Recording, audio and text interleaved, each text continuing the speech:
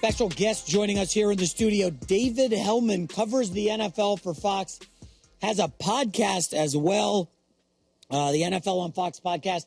Also just got engaged, and he's got a wedding coming up. Very exciting. Sorry to put you on blast there, man. Oh, big time. No, I appreciate it. You know, as an old married guy, I get excited hearing these stories. We love the pub. Shout out Carmen, my wonderful fiance. Yeah, it's an exciting time. Happy to be here with y'all. What's going on? Yeah. What's going on? I don't know. Nothing in Cowboys world. Nothing ever going on. There's always Dallas. something going on. Brian Schottenheimer. I don't want to blast the guy, but he was with the Jets and he was terrible. He's your new head coach of the Cowboys. Here's what he had to say about Dak Prescott, his veteran quarterback. I'll let you take it away.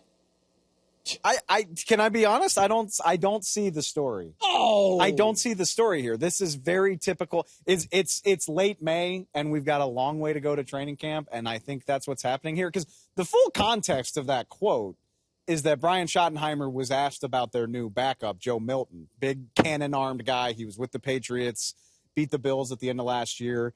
He was asked about him being a developmental quarterback, a guy who needs a lot of work. And Brian Schottenheimer was like, yeah, I mean, Dak is a developmental quarterback too. All quarterbacks, all football players are supposed to be continually improving and developing, are they not? It's coach speak, and he happens to coach the Dallas Cowboys, and I think that's probably why we're talking about it. I mean, the quote came out the same week that Pro Football Focus ranked Dak as the 17th best quarterback in the league. I mean, he had been fringe top 10 for a while. Yeah. He was an MVP candidate 2 years ago. And again, I know these rankings, this is what we do in the offseason. We rank every position. But 17 feels, I mean, he's below Jordan Love. I don't know. I mean, CJ Stroud. I saw Jordan Love, Trevor Lawrence, Kyler Murray. I try my best not to get angry about that stuff, because I do it too. I do it for Fox Sports. People get mad at me for my opinions about this stuff all the time. I'm not going to get mad and blast anybody, but you just said it, J-Mac. I mean, Dak was an MVP candidate 2 years ago. He was an all-pro, which the definition of all-pro means you're one of the best two quarterbacks in the league. In 2023, he was one of the best handful of quarterbacks playing the game. If you want to ding him because he got hurt, and I think it's fair to say he's got a history of getting hurt at this point. It's been 3 seasons now that he's had a significant injury that held him out for a substantial period of time. If that bothers you and you want to drop him, totally fine with me. 17, pretty harsh. Yeah, like if we're being honest, like Geno Smith, okay, well, like I'm sorry, what there are at least, I would guess there are 6 quarterbacks on that list that haven't accomplished anywhere near as much as Dak Prescott is. It is. But again, bizarre. He is the quarterback of the Dallas Cowboys. And that goes with the dinner, as Jason Garrett used to say. So let me ask, he's got CeeDee Lamb and Pickens now. And we know Pickens had a bit of a checkered run in Pittsburgh, flashes of greatness, and then, dogging it on some routes and blocking. But he is playing for a contract. I just wonder, schedule early is favorable. Is there a world where this Pickens thing works opposite Lamb?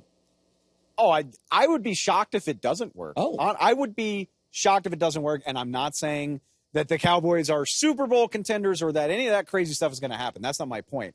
It's going to work from a standpoint of this offense being fun and exciting, in my opinion. And that's what makes it worth it, in my opinion, is the Cowboys were boring last year, and their offense, even with CeeDee Lamb, hasn't been as fun as you would expect for what they pay everybody.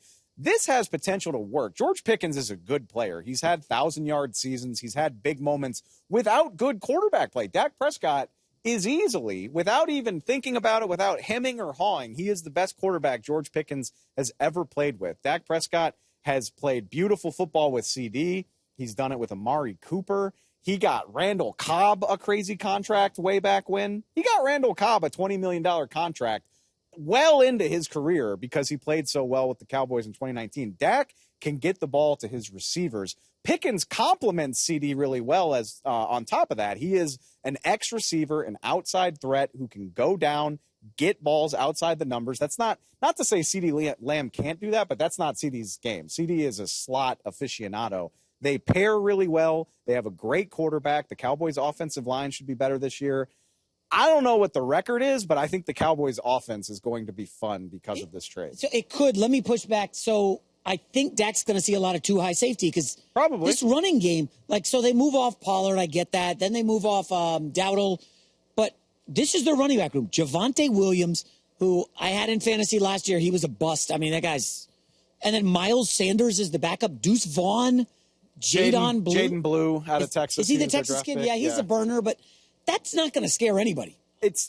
The running back room gives me pause, and it's going to be interesting to see. The Cowboys are making a bet. They drafted Tyler Booker. You came on the NFL on Fox podcast and talked about that with me. They drafted a guard. Their bet is that the offensive line can be good enough to mitigate that their running back room's not that great. I'm not trying to sell anybody on Miles Sanders, but he was an 1,100-yard back in Philly running behind the best offensive line in football. Yeah. So if he's got guys up front, he can be a useful player. Between those three options, Sanders, Williams, and Jaden Blue, I think it can be fine. It's definitely not worth getting excited about, but I think it can be fine. I like that. It can be fine. All right, let's go to the division. I want you to rank the quarterbacks in the NFC least. I'm sorry, I'm going to have to call it that. And I'm setting this up for our next question, but go ahead. Let's hear it. You're setting me up to get clipped out on the internet. Right? No, I'm not at all. All right. Here's okay. We'll put. No, this is. You have to just be honest. Keep it real. I will do Jalen Hurts the respect of ranking him number one after guiding a team to the Super Bowl championship, especially with Dak Prescott coming off another injury. I think Dak is a better pure quarterback than Jalen Hurts, but I will give Jalen Hurts the respect of putting him on top of that right now. Then I go Dak, and look, we all know. Look, I went to LSU. We all know Jaden Daniels is a beast. He was amazing last year. I would just like to point out we were doing this same thing about C.J. Stroud last year. Good point. We were doing the same thing about C.J. It's not to say Jaden's not the man. It's 1 year. You don't know how this stuff is going to age. We don't know, linear progress does not always go in a straight line. It's not to dog Jaden Daniels. I'd just like to see a little bit more. We've got a decade of results with Dak. We've got 6 years of results and a Super Bowl championship with Jalen. So I just need to see a little bit more. I'm not trying to talk down on my guy Jaden. Again, I got an LSU tattoo on my arm, so stop. But I'd like to see more, and then whatever the Giants got going on. Yeah. So social team, get on that clip. Fox on Fox crime. Put the Commanders fans in my mentions for the next week. Yeah. So I bring it up because Jalen Hurts, I don't feel like he's getting the respect he deserves. It feels like the guy just won the Super Bowl. He won the MVP. He was killing it from the pocket. He's got the most unstoppable play in the NFL right now, and he's still not getting respect. I don't get it. Why is he not considered a top 5 quarterback? Let's talk about, how is Jalen Hurts not getting respect? Because from where I'm looking at it, he was just named the MVP of the Super Bowl. Mm-hmm. He is I don't know his contract off the top of my head, but he is a well-paid quarterback. He's a $50 million plus quarterback. He got his extension. He won the Super Bowl. He was named Super Bowl MVP. There are plenty of people that think he is a top 5 quarterback, and at the worst, most people rank him somewhere between like 8 and 10. Is that not respect? Well, how good do you need to say Jalen Hurts is? Do I need to put him above like Josh Allen or Lamar Jackson? Because I won't. I won't do that. I think there needs to be some ball washing of a guy who was just amazing all season. And let me add, I would push back. Amazing all season is not true. You're not amazing all season if the fans are rioting after the way you play against Carolina and A.J. Brown is talking to the media about the passing game struggling. He's a good player. He is a very good player. Occasionally a great player. To say that he was amazing all season, I think we're rewriting history a little bit based on what happened in that Super Bowl. Okay, and there was, I believe, the Saints game early. He was turnover prone. I remember betting that game. The offense was a disaster through the first 5 weeks of the season. How much of that is they have a different offensive coordinator every year? Yeah, they have a different offensive coordinator. I think they had to pivot and really say, hey, let's get the ball to the best running back in the game right now. Let's rewire this thing and make sure Saquon Barkley is the engine that's driving this offense. And I swear that's not to take credit away from Jalen Hurts. He made plenty of amazing plays this season, but Saquon Barkley was the engine of that car that carried them to the Super Bowl. Saquon was the difference maker for that offense. I think difference maker's fine. I think 2 or 3 years ago when they got there, they didn't have Saquon Barkley. Hurts was amazing, right? He was phenomenal in that Super Bowl. That's interesting. They still had a dynamite running game that year. Like I said, Miles Sanders was a 1,200-yard player. It just felt like not Saquon Barkley. Right. He unlocked some new elements to the offense because you had to bring a safety in the box, and that makes it tough. Are you going to How are you going to handle A.J. Brown deep and then Devonta Smith and you good tight end play? And then Hurts scrambling. I think he had 14 touchdowns. You know what? I'm glad we're doing this because this is something that I think about a lot. Again, this is my job too. I think about this stuff all the time. The whole point we do this, the whole point of the league is to win a Super Bowl. And we now know that we ask this about everybody. Can you win a Super Bowl with this guy? Can he get you over the hump in the playoffs? We know that the answer with Jalen Hurts is yes. Mm-hmm. That's all that matters to me. And like I said, I will give him that respect. He is a quarterback that is good enough to win you a Super Bowl, and that's really all anybody should care about. I personally would not put him in my top 5. Oh, I wouldn't, but I have him in the top 10. He's somewhere in that range. He's a really good player, but I get kind of annoyed when we're talking about a Super Bowl MVP is being disrespected. A Super Bowl MVP on a major contract that is going to be a starter in this league for a long time. Yeah. I think Jalen Hurts is getting plenty of respect. So I guess the narrative on the internet is, will they have a stacked roster similar to the Brock Purdy dislike? Well, he's got some McCaffrey and he's got this loaded team. And I think some of it has to do, Dave, with the fact that they weren't first-round picks. Like Joe Burrow does not get dinged for having the best wide receiver duo in the league. Patrick Mahomes has an elite an elite coach and a top 5 tight end all time. Right? They don't get dinged for that. Lamar gets Derrick Henry. First-round plot armor is definitely a thing. It's weird. First-round picks get plot armor. What does that mean? People will work to find reasons why it's not your fault if you were drafted in a certain range. And guys who don't have that pedigree, I think, have to fight a little bit harder. And Jalen Hurts, that has been true. And he's had plenty of critics, plenty of people criticize his ability as a passer, his consistency, his accuracy. But again, he won a Super Bowl. Yeah. That's all that should matter. And that's the point. And that's, I think we lose the plot where it's like, who gives a damn who says if he's 3, 5, 8, 10, or 12, he can win you a Super Bowl, which is the entire point of this game. That leads me to a good question. So, he went to a spot and they had to configure the offense around him, which is smart.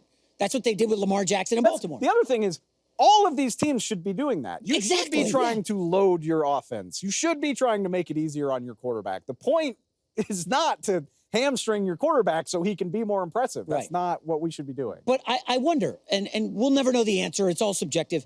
What if the Kansas City Chiefs had drafted Dak Prescott and he had Andy Reid, an offensive genius? Like, is Dak Prescott a Super Bowl champion? He might be.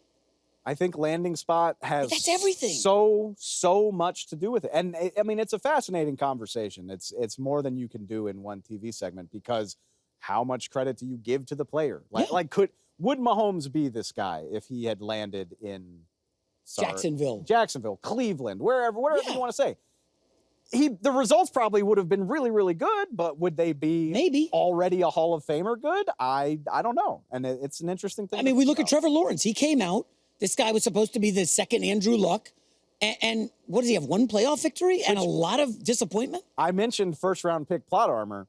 I still think Trevor Lawrence is a really good player. I do, too. I'm not giving up on the guy. No. But we can't say that he is better than some of these guys like Jalen and like Dak that have accomplished more in the NFL than he has, even if I'm not ready to give up on the idea that he could be really good. I think I lost track of how many head coaches he's had. It's 3, maybe it's 4? 3 now. It was Urban when he got there, Doug for a couple of years, Doug Peterson for a couple of years, and now he's got a new guy. So three guys in 4 years in the league. Mahomes goes to Andy Reid, sits for a year, and again, I'm not dinging Mahomes. I'm just saying, boy, that must be nice, huh? I think this is the crux of why people get so passionate about this on social media is they want to make sure everybody's taken into account. Like, well, my guys had 3 coordinator changes in 4 years. My guys had this at receiver. My guy, the offensive line hasn't given him a chance over the last 5 years. He doesn't have Andy Reid. So I understand why people get as passionate about this as they do, but especially in the case of Jalen Hurts, like,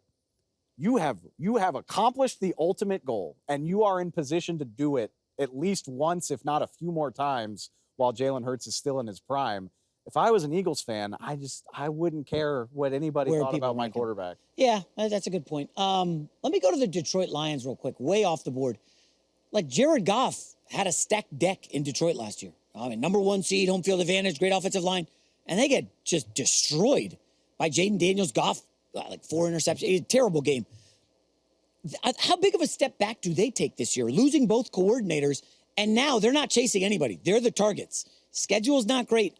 I have them pulling back a little bit in the NFC. It's a tough world to live in, man, because like, if you're a Lions fan, and I still think highly of the Lions, but if you're a Lions fan, you're like, the offensive line has been so key to our success. It's mostly intact. We got Goff. We got the skill players.